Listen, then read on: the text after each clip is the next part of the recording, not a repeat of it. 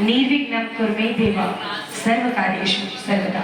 भगवान श्री गणेश की आराधना के साथ आप सबका आशीर्वाद भी इन बच्चों को मिले।